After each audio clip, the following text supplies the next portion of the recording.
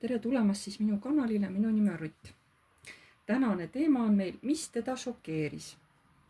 Enne kui siis selle teema juurde asume, nagu ikka, ma teen teie kohta sellise nagu väikse skaneerimise, et mis energiates te praegu olete. Püüdke siis selles jutus ennast ära tunda, kas teil olukord praegu on selline, nagu ma rääkima hakkan, või ei ole. Mõelge palun enda peale, öelge mõttes oma nimi. Nii, mis energiates teie praegu olete?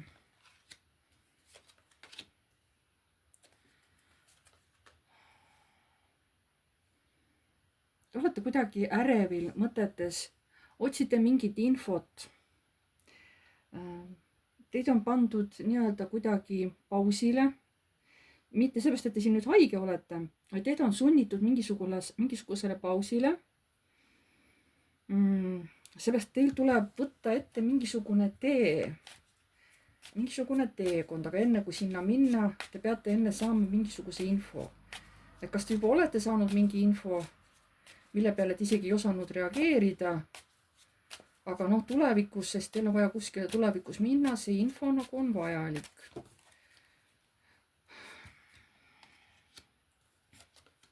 Te üritate rahuneda, te tõesti üritate rahuneda ja tasakaalustada.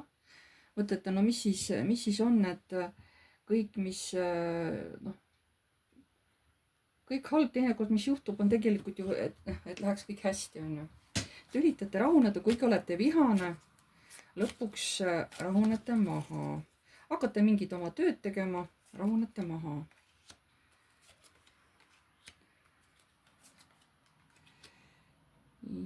Ja leiate mingi uue idee või mingi uue väljundi. Te ei ole muidugi päris kindel, et kuidas see uus minek või see uus tegevuskava või see uus plaan, kuidas see nagu hakkab ette nägema, te isegi natuke kardate seda justkui. Otsite kellegi tuge, aga ei, te peate sellega üksi hakkama saama. Nii.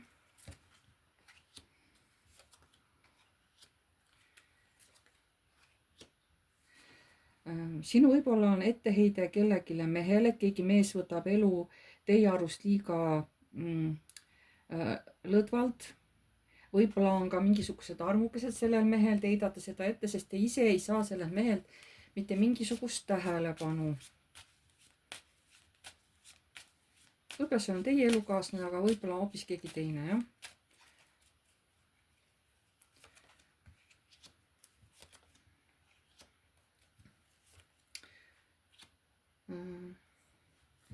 Te lõpuks mõtlete, et saagu mis saab, ma võtan ennast kokku ja ma asun teele. Selleks on teil vaja jõudu, aga armastus, see annab teile tiiva teadmine, tegelikult läheb tulevikus kõik hästi. Võib-olla saate kellegi uue inimesega kokku, aga võib-olla on teil mingi tutvus juba kokku, mingisugune tutvumine, kuskil kokkusaamine määratud. Ja pärast olete õnnelik, on ju, sest te leiate mingi uue lahenduse tänu mingile infole, mis teid võttis nii-öelda pani pausile. Aga seda oli vaja tulevikus mingit kokkusaamiseks. Nii, mis energiatest olete? Näete, öeldakse jälle, et kõrgemalt poolt ole rahulik, tegele oma asjadega, naudi seda, mis sul on. Kui see valik tuleb, siis sa selle valiku nagunii teed. Ja sa seda valikut naudid, sa seda lõpptulemust naudid. See võib olla kuskil looduses midagi, kas loodusesse minek, kas kellegile külla minek, kes elab kuskil ilusas kohas, võib-olla isegi mingisuguses oma majas või siis kui korteris, aga ütleme, et maja asub ilusas looduskaunis kohas või lähed kuskile puhkama või. Nii, mis energiatest te olete?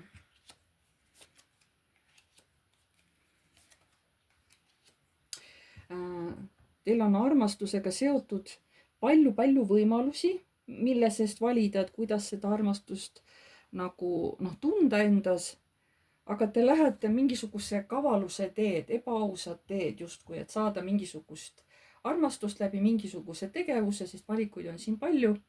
Müntide 8, kus olete oma ala proff, midagi oskate teha.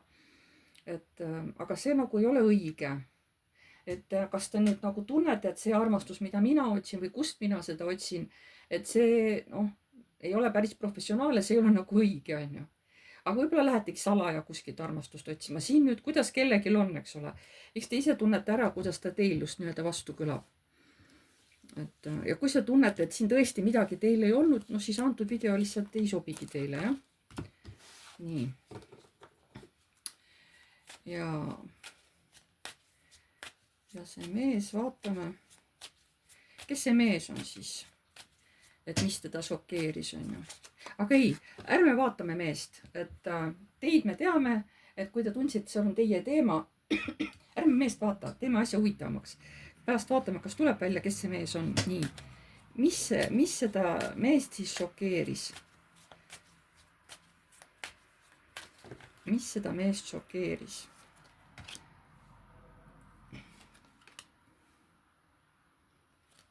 Siin on mingisugused jutud või siukesed, need ei ole ka lobisemised, aga justkui nagu mingi info vahetamine mitme inimese vahel seoses mingisuguse kokkusaamise või kohtumisega, kus kasutatakse mingit jõudu, aga see võib olla nii nagu positiivne jõud, võib olla ka siukene purustav jõud, on ju.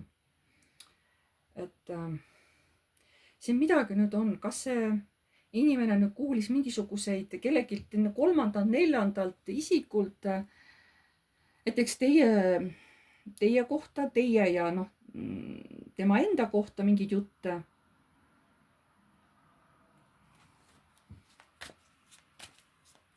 Mis ühtepidi nagu justkui annab talle jõudu, teisipidi justkui võtab jõu ära, on ju. See on, kuidas võtta, on ju, seda tugevust siin. Mis teda šokeeris?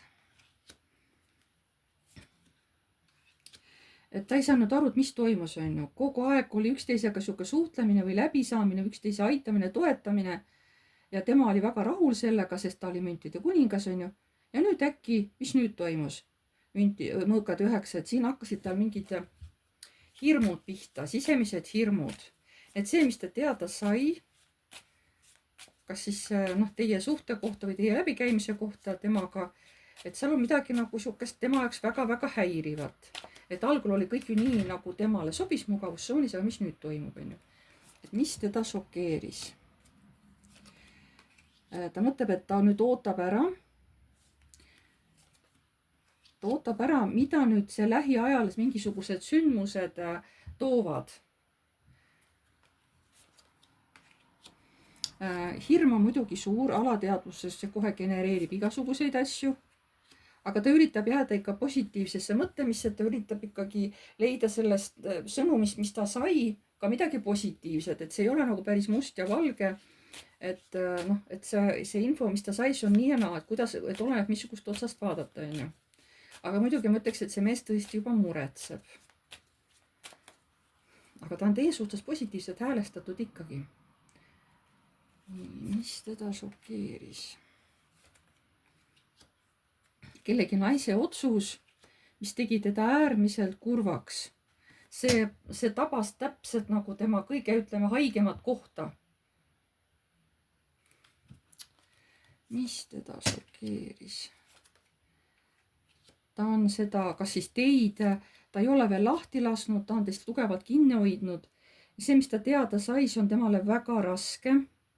Ta võttis seda infot väga raskelt vastu ja ta ütleb, et see on nagu reetmine, et see on nagu vale, see ei saa tõsi olla. Miks minu selja taga niimoodi käitutakse alatult, et see on ju reetmine, on ju. See ei ole õige. Mis teda šokeeris? No võt see uus otsus või see uus käitumine, see pööras tema elu või selle mingi otsuse või olemise täiesti pea peale. Ja tal nüüd annab seda tasakaalu tagasi saada, seda sisemist rahu.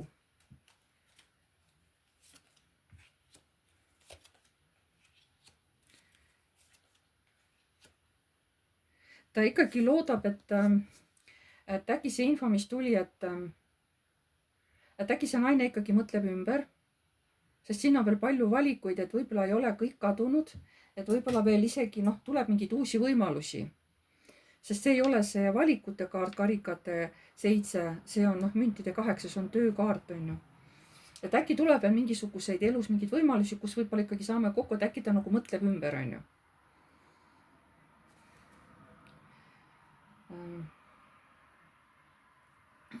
Mis teema see oli, mis seda meest nagu šokeeris, mis see teema oli? Mis see teema oli? See oli umbes nii, nagu oleks mingisugune puhkus otsa saanud või ära jäänud, tähendab mitte otsa saanud, vaid ära jäänud. Et ta nii ootas seda. Justkui jah, mingisugune puhkus, siuke mõnus hubane olemine, võib-olla kuskil kodus olemine või kuskil külas olemine, kuskil või mere ääres olemine, et see nagu millegipärast öeldi, et ei, et seda ei tule, on ju. Ja ta veel ikka ootab, et äkki asjad ikka kiiresti muutuvad. Mis see teema oli, mis nagu seda meest šokeeris? Et ta ütles seda nii rahulikult, on ju. Ta rääkis seda nii rahulikult mulle, täitsa lõpp on, aga minul lööb kõik mõõgad üles, vaata minu mõtted lööb kõik ära ärevaks, on ju. Et mina läksin täiesti närvi, aga tema ütleb seda mulle nagu nii rahulikult. No ilmselt ei ütlenud teie seda võib-olla talle otse, võib-olla kellelegi teisele. Aga jutt jõudis siis, ütleme, ringiga, selle mehe kõrvu. Aga temale siis räägitakse, et kui rahulikult teie seda infot nagu, otsuse, mille te vastu võtsite, ütlesite nii rahulikult ja läbimõeldud. Aga temaks on see ju täiesti šokk, on ju. Tema lööb see maailma nagu segamini, ta mugavustsooni lööb täiesti segamini. No ja siis mehe käest küsin, aga mis sa kavatsed ette võtta siis? Mis sa kavatsed siis ette võtta? Ja nüüd mõtleb siin tee otsa peal, et kuhu poole minna nüüd.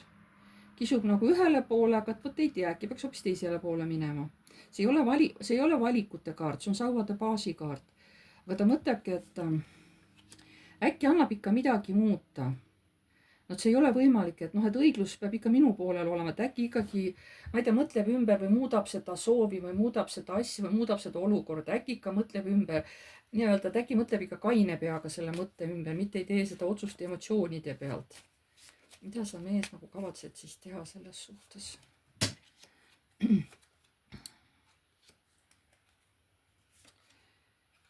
Tahaks tegelikult ise minna ja küsida, aga see küsimine, see liikumine on väga-väga aeglane. Seepärast müntide rüütel väga aeglaselt liigub. Sest ta on suhteliselt närviline, ta ei jõua ära oodata, et kas see päriselt ongi nagu lõplik, sest tal on nagu tohutu hirm tegelikult ikka. Ta mõtleb, et ma saaks võib-olla midagi muuta, aga ma ei ole kindel, kas ma saan seda olukorda muuta. Et mis see naine nagu minu suhtes tegi või rääkis või midagi sellist on, ma ei tea, midagi seal oli. Et tal viimse hetkeni nagu mõtleb, et aga äkki see ikka ei ole nii või et äkki see ei toimu nii. Nii. Et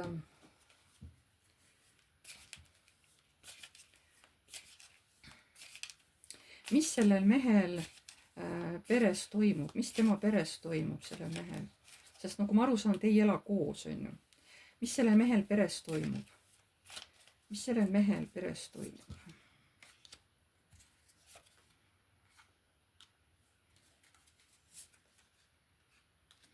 Ta nagu ootabki mingit armu kohtumist, sihukest salajast, et kus nagu armukesed saavad justkui kokku, isegi näed oma köögis lausa saavad kokku, et ei olegi kuskil mujal väljas. Ta nagu arvestas sellega. Aga nüüd on jah, sihuke olukord on raske tal praegu kanda. Mis tal perekonnas nagu, mis tal praegu perekonnas toimub? Uute valikute üle, uute võimaluste üle otsustamine, mõtlemine. Ta nagu kardab, ta ei saa nagu öösiti magada, sest ta mõtleb selle sauade kuninganna peale.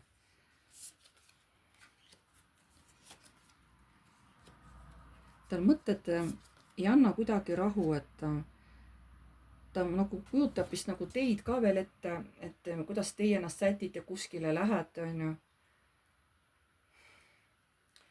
Et kasutate võib-olla mingisuguseid oma sihukesi, ühesõnaga ta mõtleb väga palju teie peale, et kuidas te selles olukorras käitute, kuidas te kuskile võib-olla peole lähete või külla kuskile lähete, tal on mõtted kogu aeg nagu teie peal. mis tal kodus toimub? ta tohutult muretseb, sest ta nagu teeb ettevalmistusi mingisuguseks ka sünnipäevaks või mingiks peoks või mingiks ürituseks. ja ta juba kujutab ette, kuidas ta seal teiega juttu ajab, kuidas ta teiega koos seal veini joob ja siukse nagu mõnus siuke olemine on. kas ta siis kardab, et seda ei tule või? siin on nüüd selle haavade parandamine, mis ta teada sai, iseendaga võitlus on. et või kui tal on keegi veel kodus seal, noh, kui ta naist ei ole seal, ütleme, noh, kes ta seal on, elab ta ema või isaga või seal kodustega võivad tulla ka siuksed tülid.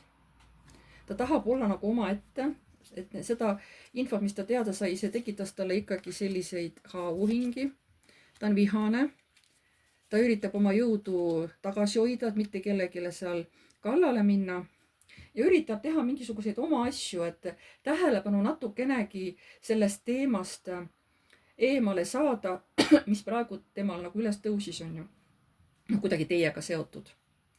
ja mis teie peres toimub, teie, kes te siin praegu vaatate, naised, mis teie peres toimub?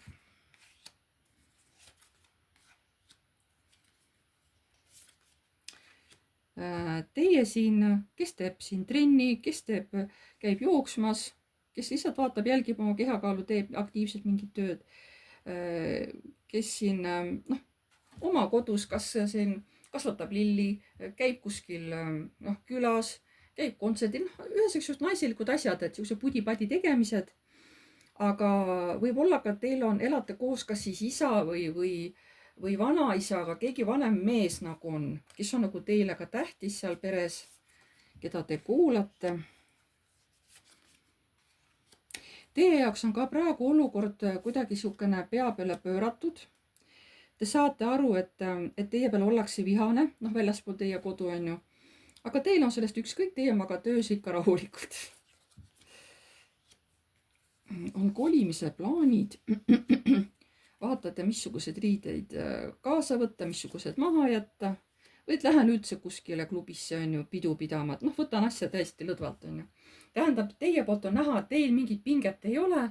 Teie olete rahulik ja tasakaalus, samas kui meespool närvitseb seal ennast ogaraks, on ju. et siin ma saan ka aru, et te ei elagi üldse koos. Te lihtsalt kuidagi üksteisega käite läbi, ma ei tea, mismoodi, igalühel on nagu omamoodi. ja kuidas see olukord lõpuks laheneb, see, mis teie vahel siin on?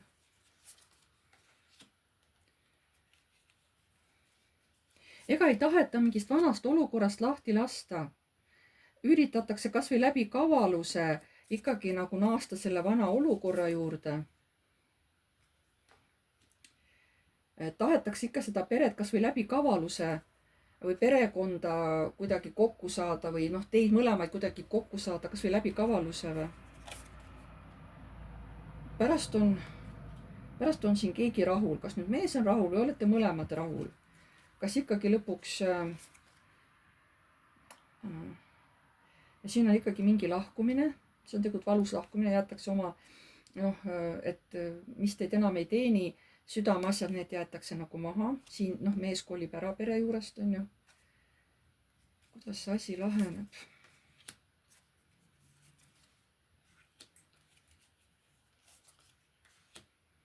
no lõpuks igaüks läheb oma elu peale. võib-olla mõned siin kirjutavad isegi lahutusele paberid alla, et annavad lahutuse sisse, võib-olla mõned teevad üldse koos uuesti mingeid plaane. võib-olla saate uuesti ikka kokku, ainult et ei ela koos, aga saate kokku kuskil. ühesõnaga ma vaatan, et see ei ole päris ühene vastus, kuna vaatajaid on palju, siis igalühel tuleb see nii-öelda see lõppvaatus ikkagi erinev. noh, selles mõttes, kuidas teie saatus edasi läheb. siin ma ei saa päris ühest vastust teile anda nagu. selline oli tänane ladumine. aitäh teile kõigile. pange like, kui teile meeldis, kirjutage kommentaar. uued tulijad, vajutage tellinuppu, vajutage ka musta kellukest, siis saate alati teavitused, kui ma olen uue video üles pannud. ma tänan teid kõiki ja jääme jälle nägemiseni.